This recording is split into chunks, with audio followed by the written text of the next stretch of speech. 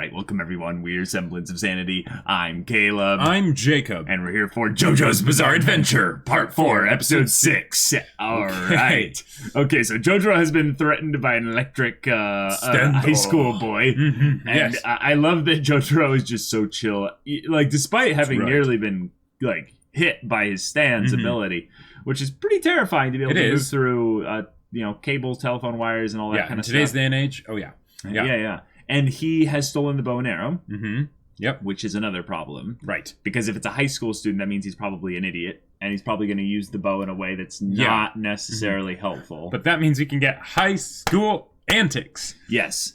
But I think what they're continuing here is the small plot thread that keeps the chaos kind of moving forward here by having the stand bow and arrow change hands so quickly and not into the JoJo's hands. Right, exactly. So it's always connected to them, so they have a reason to keep things moving. Well, yes, but what that also means is that this is kind of like a failed kind of like D&D adventure where the heroes are supposed to grab the magic item and they keep messing that up.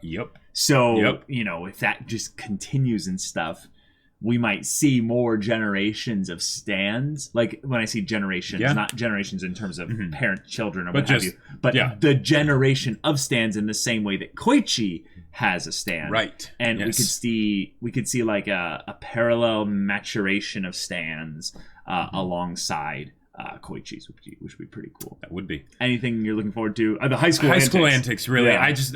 JoJo's mixed with high school antics. That seems like it's an absolutely winning combination. I can't wait to see how it's done. And it's hilarious that we haven't truly gotten that yet. Nope. We had a little bit of a taste of that in part 3, but that was like very small amount. So this could be really awesome. So y'all, without further ado, let's get into this. Morning. Okay. Oh, yes. Kaihara da. Wait, didn't the first episode start with the decapitation thing? That was on the radio, wasn't it? What did he just run over? Radio. Yeah, I did. Yeah, but he just ran over like a body part or something. I think so. Oh! No! Oh, what a poor cat! Oh my god! Oh, Rocky, why do we have to kill a cat?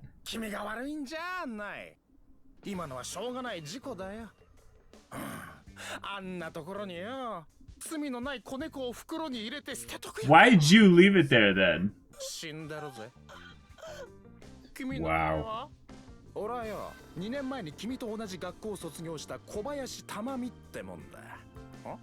So that means he would be in high school, right?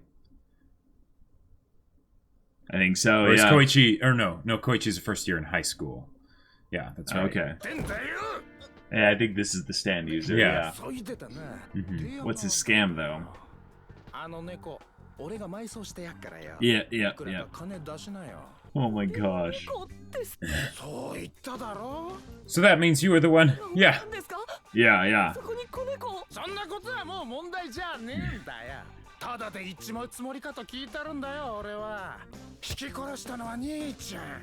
Okay. All right. I love this song.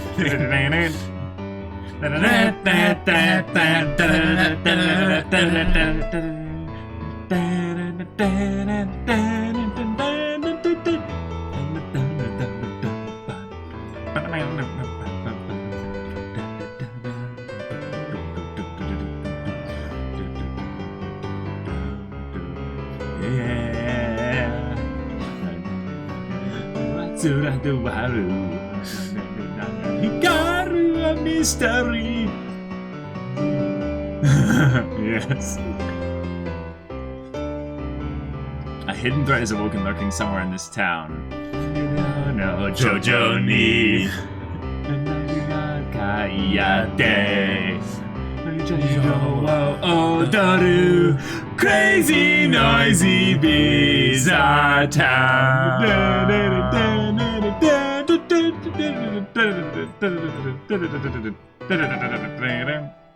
Yes, so good. Oh boy. Imagine if that was your alarm. Okay.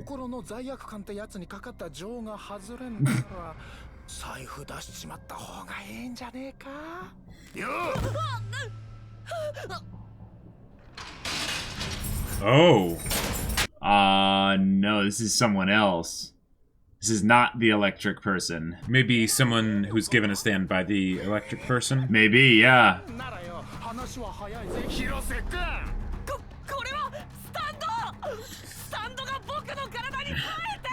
Okay, okay. And is that a stand? Ah, it's blocked! You can't see! Ah! Okay, so he makes like deals and locks something.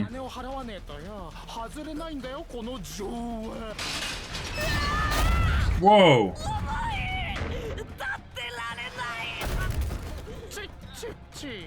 Oh, dang. So if he like fails to meet certain conditions, it gets bigger and eventually kills him. What the heck? Holy crap. Gotcha, because it's not a combat stand, so it's really, really weak as far as things are concerned.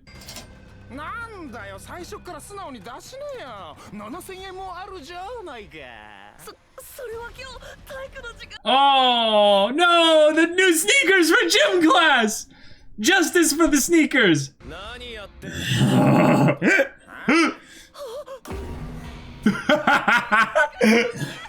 I love how he comes in looking like a delinquent with his chin jutting out.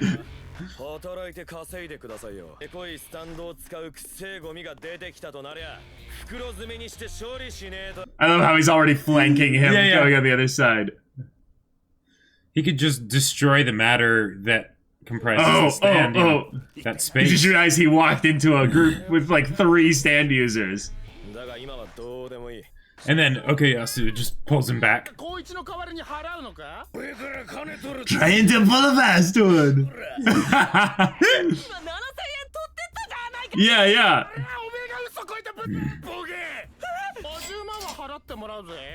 Wow.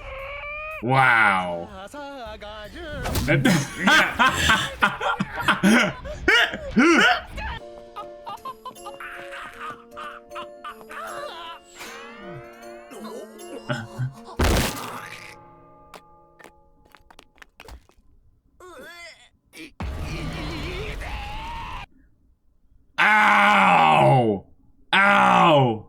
Can his stand go into multiple people? I think so, and that's why he's trying to build it like this, yeah. Of course, Koichi could also tell them how it works, since he explained it. Yes, good. Oh, too late.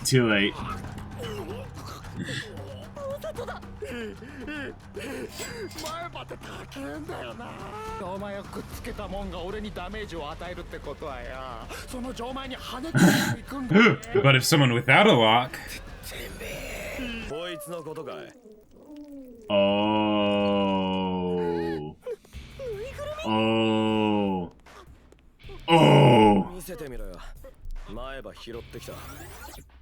Ha! Nice!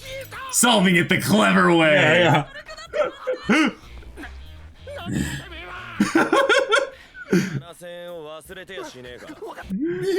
He's like, I'll give it back! Wow! Oh, you sneaky bastard! And it ain't even my money. Well, I like that. Just having a stand user encounter. Right. That's not like a big deal, really. Yep. But because he isn't trying to like kill them or something. Of course He's just not. doing his thing. So they split ways. Yeah. Right. Oh, the doggy. Police. His name is Police. Oh. You alive? Don't jinx it. Or Yeah, exactly. Dogs. That was a pretty funny joke. Oh. Get out! 嘘でしょ？嘘なもんですかい？本当に？本当ですとも。なんでこいつが僕ん家で Get this creeper out of here! Come on, Koichi! This is your time! This is your time! Awaken your stand. Indeed. あら、こうちゃん帰って。 Oh, she calls him Munchkin. 何しに来たって聞いてるんだ。この方、こうちゃんが落としたお金拾って届けてくださったのよ。確かに返したよ、光一くん。当たり前だ。こうちゃん、何こ Why not say the obvious thing of you tried to steal it from me? 自転車にぶつかった時、実は僕の方も財布を Wow. したらしいんですよ。この財布そっくりの財布でしてね。つまりお互いの財布がすり替わったってわけってね。光一くんに私の財布返すように言ってほしいんですよ。お母さん。50万円ほど入ってまして。Wow. 返すように。 Wow. 光一くんの財布と私のがすり替わったって証拠がありますよ。I am impressed by the gall that he has, though. そうだ。オニオングラタンスープを追加して確か。Are you saying a receipt wouldn't have where it was from? Oh, gotcha, but he just looked at that when he had his wallet. こうちゃん、違う。母さん信じて。これはトリックだ。息子さんを育てて。 Koichi is saying everything other than what he should say of this guy, you know, did all of this Right, he's a stuff. kid, though. He's a kid, though. Right. It's okay. This is the beginning of his story, you know? Right, right. こうなったらもう罪悪感の重みで心が自由に Alright, we gotta free your mom, Koichi. Let's do this. まずはこの家の土地と権利者をツインと行くかね。 Wow. Okay. 紅茶出してくれた時わざと Oh, dang. Of course. But it's a brilliant stand in terms of taking people hostage. But the because they don't problem know is that... well, they don't know what it can do necessarily. But here's the problem. He's saying this out loud, so they should hear this, which should make them not feel guilty anymore. Because he's telling them that it was all staged. But besides that, this is just, you know, Koichi's chance. Yeah. His hair went all Super Saiyan, yeah. Yeah. The egg looks bigger. Oh, it's opening! Here we go! Dinosaur. Oh, okay. It looks like a little cell creature. Oh, yeah. Yeah, it does. It's got the helmet. Why is your hair like that? Yeah. You If you don't have a way to, like, kill them remotely with your stand, then what's the point? Well, he's not that used to using his stand. He's had it for 4 months. Probably. All right. Oh! Oh! Oh, it's too weak. So it's making a bigger sound than its actual, like, punch? Crap. Yeah, there's something on his cheek. Wait! The title of the episode was Echoes. Oh. There's something with sound related to his stand. What is going on? Oh! Okay. Whoa! Whoa!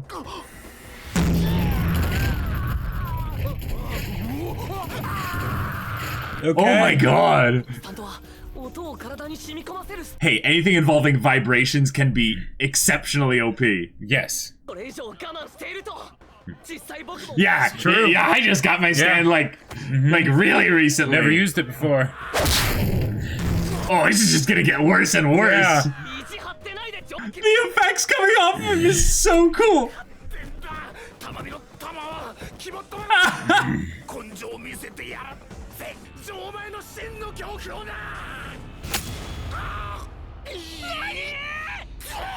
What the heck? No way. 傷は浅く叫び声は大げさに立つ。 Wow. Dang. They're gonna get huge, yeah.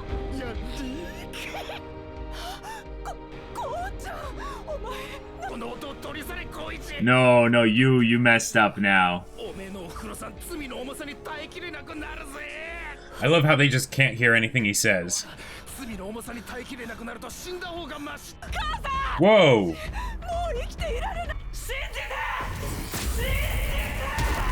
Oh!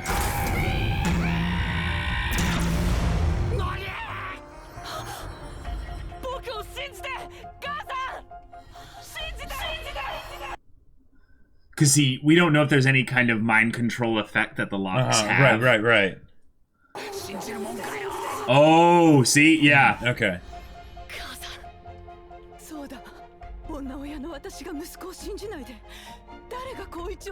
Yes! Thank you. Yes, Koichi! Alright! Koichi's always been a good boy! Yes! Yep. That look, yatta? Oh, that's legit. Wait, she looked down towards it. Oh, Koichi's pissed.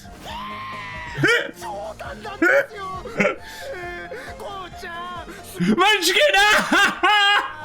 You don't get to call me that. Exactly. He did a point. Yeah.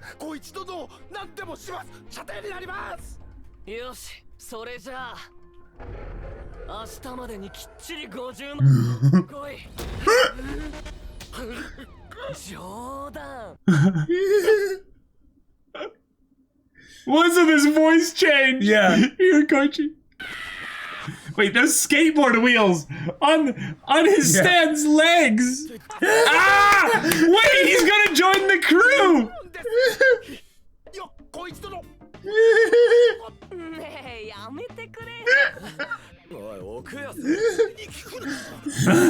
I ain't so smart, remember?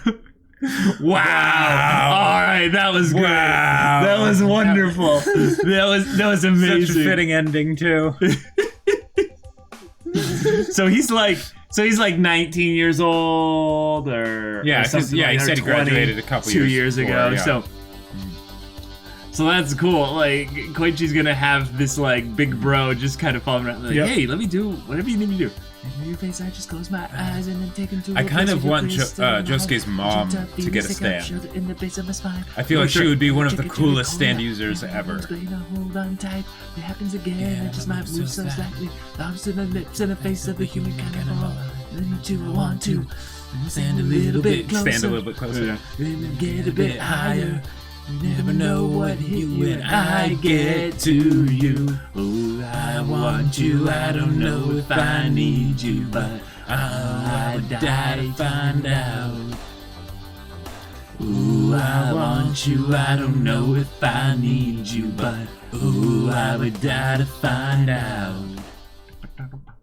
All right. Okay. Well, that was a frustrating stand user to have to deal with because he's so pathetic. He's so pathetic. So just slimy. And it's like he should be able to be beaten so easily, but because of a lot of the good nature of our main characters, they don't. Right. And I think that's a cool thing to put into place here is that they're not Jotaro.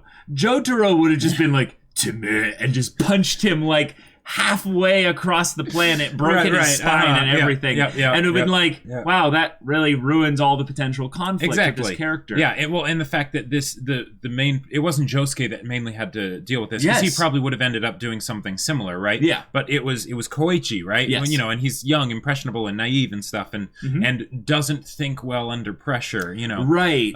If anything, it seemed like he came into himself a little bit more, though, when his stand hatched from the egg. I mean, having Super Saiyan hair does help. I mean, I know it wasn't gold, but like, for real though, that was Super Saiyan hair. And that was some Gohan. Cell. I think that like his character is an homage though to Gohan. Yeah. Like, very specifically. His voice changed a little bit as well. And I just got to give props to Yuki Kaji for absolutely selling the more confident and I would say intimidating side of Koichi. Who knew that he would be able to do something like that? Yuki Kaji. With Koichi, though, so he has a stand that hatched from the egg. Right. Now, I don't know if there's a process where he needs to hatch from the egg every time he summons his stand. Maybe I think it's just because that was the first time he had used it. Right. Yeah. And then there, of course, there's the question of will it get stronger, because there's the vibrations and everything are awesome, right? Yeah. And that's very helpful. But ideally, you would like the punches to do something too. Well, I think what's really crazy here is there were a number of things that it did differently this episode. And not too many, but there were a specific set of things that were done differently. One, he just punched and attacked him. And each punch did a comic book sound effect thing that reverberated. And I'm pretty sure the sounds were perpetuating in, like, they were in perpetuity making their sound inside Kobayashi's head. But when he sent the words to his mother, he picked up the sound effectively through them. It hit his mom, and then she heard it, and it overrode the lock on her spirit, which was a form of mental domination. Yeah, it was something like that, because it basically, I think it was something where basically it made them believe, just more prone to believe Kobayashi, because like they're, just things that were happening that made it seem like, oh, okay, they're going along with it very, very easily. They were under the influence of the stand of Kobayashi. Right, exactly. So the fact that, hey, it was a stand-on-stand battle at that point inside the person of, believe me. Yeah. And it's an easy thing for her to believe specifically. Because that's what should be the default. She's his mom. Well, yes, she's his mom. But what I find interesting about that is that means that his stand's ability is not necessarily just physical sound. Like, it might be. But here's something that I wonder. Could he use it like a Jedi mind trick? Like, essentially a form of suggestion. Like a whisper in your head, basically saying, maybe this is your own thoughts. Well, okay, this is a dark way of thinking about it, and I don't think this is the case because I didn't see any text on Kobayashi at the end of the episode. But what if he basically put another sound in him and said, "You're be my servant to me. Yeah, you're indebted to me," right? Like that.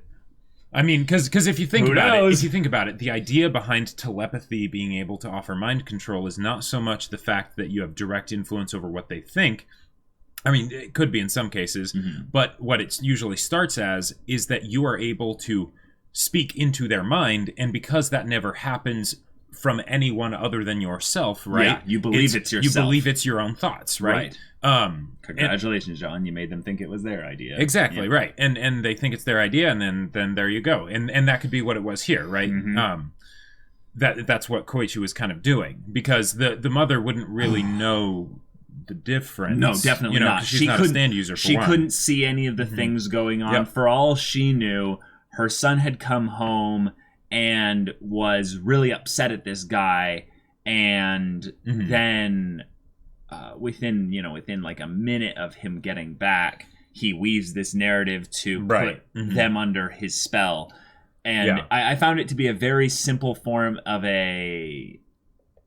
kind of the, I would say the kind of the witch, basically, that comes in and weaves a spell over your loved ones to manipulate you. But the spell is rather simple. And because you already have a built-in relational connection to these people, all you need to do is have them hear you. Basically have them have their love for you, override whatever, the curse was, or the spell, if you will. I will say I am very glad that this only lasted for one episode, because the stand user was very frustrating, because he made a lot of the characters, and it was revealed later that it was a part of his stand, but if we had say if the first half of this episode had taken a full episode, and then the second half had been in the next episode, I could imagine I would be very salty right now with some of the things that were happening.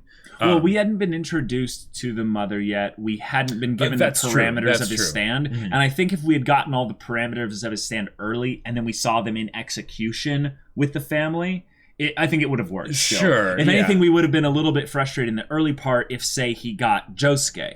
And I think what's really cool here is that it worked on Koichi initially, right? Yes. It had to. In some ways, Koichi had the disadvantage of just walking into a situation where it was rigged against him. Yep. And Okeyas was, I know how his name is really pronounced, but I love calling him Okeyas. He walked in, of course, and he's stupid, so he gets... Exactly. Beaten by this. And I love how Josuke, without punching him, really... Mm-hmm. Or he might have had to punch him, I think, to fix but it was so fast that no one would have seen it, really. Right. Yeah, he just fixes everything. Yep. Mm-hmm. And I love how Kobayashi understands, oh my god, this guy is on a whole other level from me. I'm out. No, I don't want to deal with this. No way. And I like how he came back, though, to mess with Koichi. And, I said, this part of my name means ballsy. He is ballsy because... Him going into another guy's house like that and thinking, I'm going to take this whole thing out there. And Koichi has a stand. He knows by this point, because he can see the lock, that all these people are stand users. Right. He's really being ballsy because he doesn't know, one, if any of the other family members have a stand. I think he figured out that the mom and the sister did not. Because they didn't see the sister getting the lock when that happened. Right. Mm-hmm. And that was before Koichi got there. But unless he was like, hey, when's your husband getting home or something like that, unless he's gone and she's a single mom or something, you didn't know if he had a stand, maybe. Sure. Well, and also I think it's the idea that based on how Koichi was so easy to manipulate at the beginning. Yeah. Then he's like, okay, I can deal with him. Right? Yeah, I don't want to deal with that Josuke guy. Right, exactly. But I can deal with him, and I can probably deal with his family, and maybe I can still come out on top and get paid for all my trouble. Right. So long as he doesn't contact Josuke or something and be like, the guy's at my house, because that would be a problem. And then he'd just run. Right. What's just impressive here, though, is that this guy is willing to bite off way more than he knows he can chew in a lot of cases, and yet he still kind of wings it. And he's drunk on his stando power. What I think is exciting about his character is that if he sticks around for the story, like in general, what's cool about that is that his ability is so lame in specific ways, really is. But also against non-stand users, it's pretty impressive. Yeah, because guilt feels like a weight. Guilt feels like a weight and stuff like that. So if people feel guilty based on, him doing things like that, and then there's a physical repercussion of that, that's some really effective, low level, just suggestive, I'll do it. Is this going to go away? I'm imagining him using it on people in food service and stuff with more other stuff with his sister where he causes them to spill something. And that's just, and the thing is that seems somehow more twisted than a lot of the super evil stand users, because then it's not you're not laughing villain. You're just prime absolute jerk. You're just basically one of those people that makes other people miserable. Yeah, makes other people miserable intentionally. But the thing is, you're good at it. Right. And no one likes those types of people. Yeah. So I would love to see more comedy from him paying off his debt to Koichi over the course of just the series or the season or what have you, and have that be the running gag. Because if Koichi has his stand that has hatched and what have you, he's going to need to learn things about his stand and stuff, right? He's going to need to get better at it. Be more mentally strong. Right. And one of the things that's kind of cool, just in my opinion, is that this guy here, if you think about what he serves as a plot purpose, he doesn't serve too much. But you know what structure-wise he actually reminds me of another character in JoJo's? I hate that I'm comparing him to this character because this character is one of the greatest characters in JoJo's. Yeah, I know. Speedwagon. Yeah, but so here's the thing. Speedwagon was a low-level thug that came in and attacked Jonathan for like the most random reason, just being in his turf. Right. Now, before you interrupt me, hold on. The thing is that if you break Speedwagon down to his simplest components, he's a hype man for the main character. Right. This guy, all he needs to be is a hype man for Koichi. There you go. Sure. Yeah. There you go. Yeah. I would prefer you made that comparison with like Yasu, maybe. Oh, I think he needs some more intelligence to be a true hype man like Speedwagon. Because that's a good point. Because say what you will about this guy, he's at least smart. He's at least smart. And Speedwagon was definitely smart. His powers of perception and deduction were the level of the gods. Like right. Yeah. One of the things that I did want to see though, just to see if they would try it, is if the stand was the lock, could they try and break the lock? Like, what would happen? What would happen if you attacked the lock? Well, or what would happen if you destroyed the space that the lock occupied? like, because the lock comes out. Like, now maybe there's more of it inside them. But what happens if suddenly, OKS was just like, oh, hold still. And you would trust OKS to destroy just the space where the lock is and not take off like an inch of Koichi's face? I trust Josuke to be like, OKS, come over here. All right, raise your right hand. Yes, okay, now wave it right here. Okay. I to be fair, I think Zahando is something that I don't want to be used anywhere near our main characters anymore. Like, this guy is so like perfectly like oblivious, and he's a high school student. I don't trust him to use his stand within 10 feet of our main characters. Because I feel like the hand is one of those stands where it should be able to beat most anything that at least the Jobros are going to come up against, right? Because like Josuke would still be able to beat him probably, right? But a lot of the stands that they'll come up against, it's like, oh, just hand wave and it's gone, like.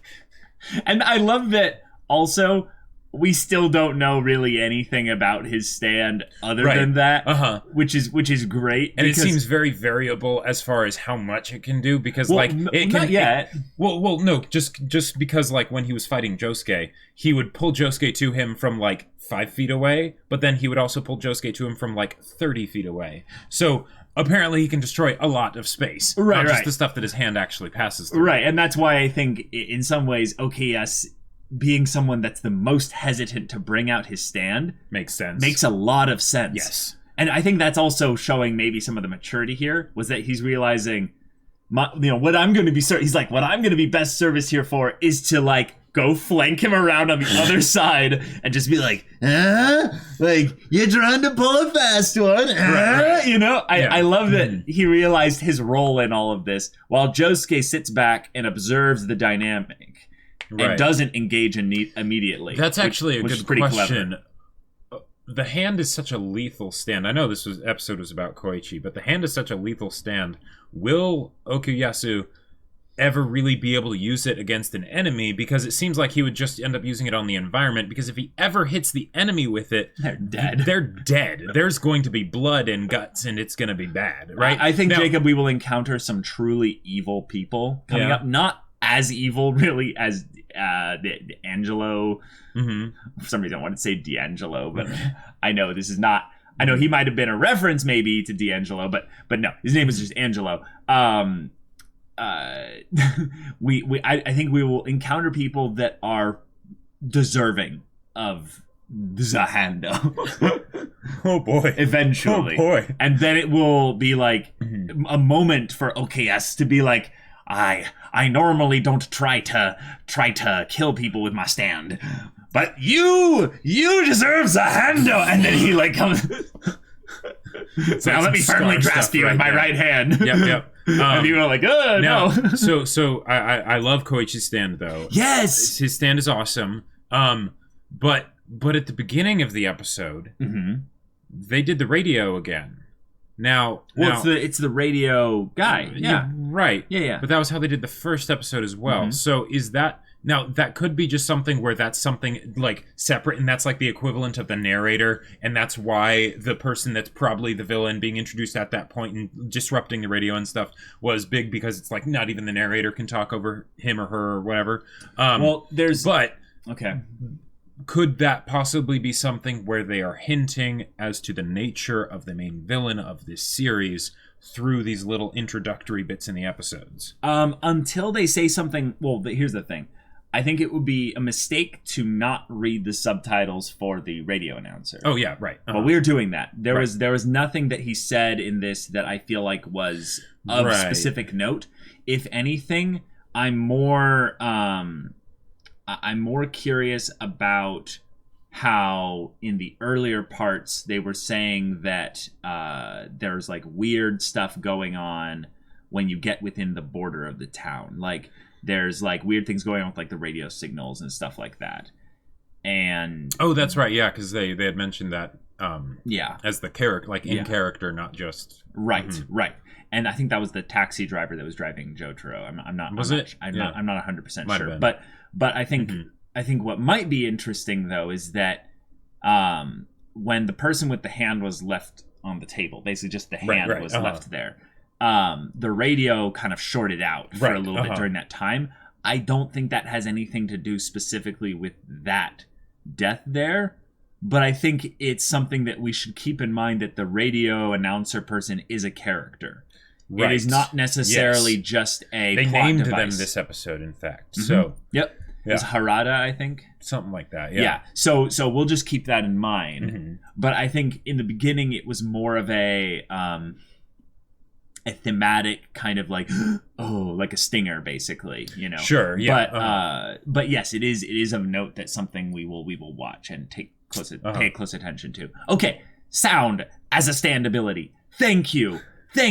Of all the most devastating forces in just physics, basically out there, vibrations in general, other than magnets.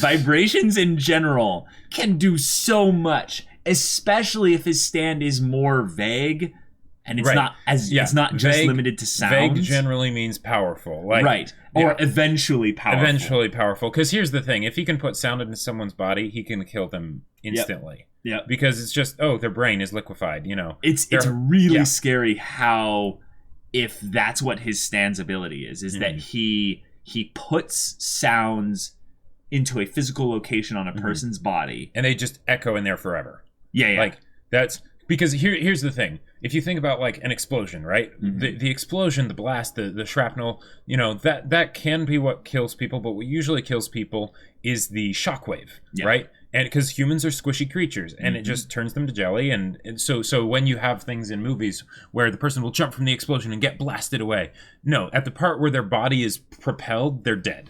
Like they are dead. That's why you don't want to be underwater, you know, when an explosion goes off, because, you know, density and all that stuff, you're toast, right? Hence fishing with dynamite. So Koichi, I mean, they don't have to go like specific physics and stuff with it, but he could kill anyone. Well, I think very easily. The easiest thing he can do is his stand is an on-touch insta-stun. Well, not necessarily, because he used it at range with his mom. Well, okay. So the thing with the range bit, though, is that she was not an enemy combatant. She probably would be able to dodge it if she was an enemy. Sure. So what I'm thinking it's more of is that once this thing makes contact, regardless if it's a melee or range, it's something where at the very least there's no counter to it after that point. Right. Because it's going to continue. Yep. So if Koichi knows how to make really good, effective sounds that potentially go into the like verbiage kind of stuff, where he can put in like a specific command or something. That too. That's something where you don't have to fight. Nope. You just leave. Because here's attrition them a little bit and then leave them. Yeah. One of the things that stands in part 3 that were really devastating were the ones that left uncounterable status effects on their enemies. The levers, for instance. Sure. Or the magnets. Or the magnets. Yes, actually, in a lot of ways, the magnets. It's terrifying. They should not have survived. They should have died. Yep. Yeah. Yep. So if Koichi can do that, there's a stealth mechanic to this as well. Yep. Because here's something that's also very interesting. They, as stand users, can see the the letters. No, they can see see the letters. Like he looked on it and he could see it. Yes. So that means that that's not invisible. But I'll bet you there's no actual sound being emitted or something that they can hear until it touches them. So here's my thought. Okay. Is he takes like they have someone that they're trying to like encounter, deal with, or what have you. And Koichi just like sneaks around, right? And takes like a word or a phrase or something like that and throws it. Yep. And then boom, that buggers out of there. And it just kind of latches onto their leg, and then they just start hearing and it's like basically like a like a one of those turntable tracks that's like skipping. It's like it's so annoying. That a record player? Well, yes. I mean, that's a turntable.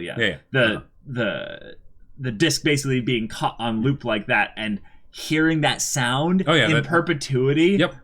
Like if it was like on your arm, you'd cut off your arm like that. Well, and the thing is, maybe that would stop it because it seemed to originate from that point. Yes, I think it would. But even so, that's pretty crazy. Like cutting off an arm to do that, that's ridiculous. Imagine not being able to sleep because your head keeps ringing with basically like two words. You from wouldn't like ever sleep. Your favorite Queen song, and you're thinking like, oh, this is actually kind of nice. Crazy, noisy, bizarre town. Noisy! Yeah. Noisy! Yep. Oh, wait! Crazy! OKS! Noisy! Koichi! Bizarre! Josuke! Yeah. Oh! Oh! Oh, it works so well! Oh, that's genius! Tell me someone else has, like, figured this out before. Probably. Someone has to have. Yeah. Like, that's so brilliant. All right, y'all. Well, but Koichi, like, if he uses that on somebody and he doesn't take it off in a week, they're dead. I mean, they're gonna go crazy. Like, well, no, because, like, I mean, people can't go without sleep for that long. Like, sure. And they would not sleep. Most people cannot, yeah. There's some weird people out there that have tried to not sleep for as long as possible. Yeah. Unless your Stan's ability is, unlimited wake works, like, you're screwed. Yep. Kono Koichi da, Yeah, that's, oh boy. Oh boy. You expected to sleep, but it was I, Koichi. Yep. And okay. Can we make predictions about what the next episode will be based on the fact that they completely skipped the whole lightning electric person? Right. I think the next one will go more into that because they, had this happen, although they don't have to, because since they established this as a potential pattern, they could do something where it's like, okay, that's the main plot, but we need to do these side missions, and that's where more of like the high school antics and things can come in.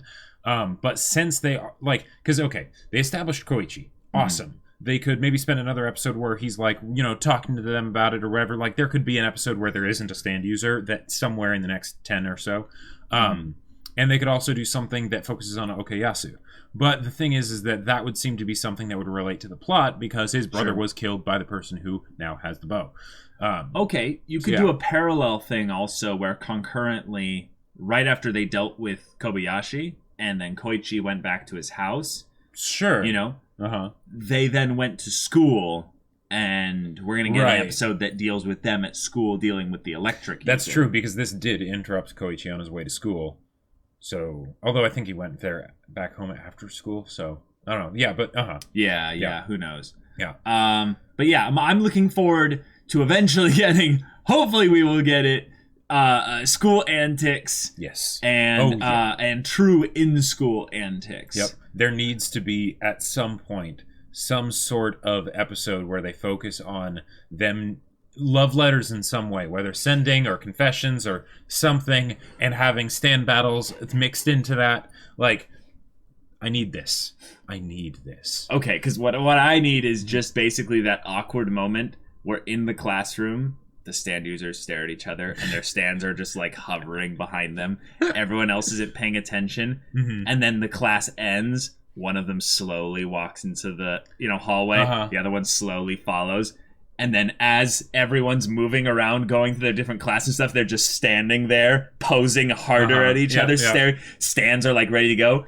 The hallway clears out. Everyone's gone. and then basically it's more of a, yo. It's like, ugh, and then Tame, you know, just saying one-liners at each other. Oh. And then they're like, "Do you sure you want to do this here?" And then they just pose like even harder, and the stands start to move closer and closer, and then commencing the. Here's an idea. Yeah. What if one of the stand users is like, I've got a brilliant idea. Okay. I need to get them by themselves. So how do I do this? Because I don't want to fight multiple stand users at a time. Put them into detention. No. Send one of them a love letter saying, come over here, you know, after school, right? They go there. I would love that for that to be OKS, you know, because like that would be so good, so good. Mm-hmm. Oh, that would man. be wonderful. That would be wonderful. Yeah. All right, y'all. This has been a great episode. Looking forward to seeing more of Koichi and his stand. Yes. More school antics. Learning more about this stand bow and arrow, and more JoJo's. So if you want to watch the next episode's reaction right now, go check out the link in the description below for our Patreon. You can get on early access there. Any level support gets you access to our Discord. Oh, and also there's full-length reactions there. And then Jacob's going to promote something here real quick. Indeed. So my sci-fi novel Battle Lines is still available for pre-orders. The link to the Kickstarter is in the pinned comment down below. But it is, not to toot my own horn, but it is an absolutely amazing story. And I really hope you read it because it's awesome. So go check that out.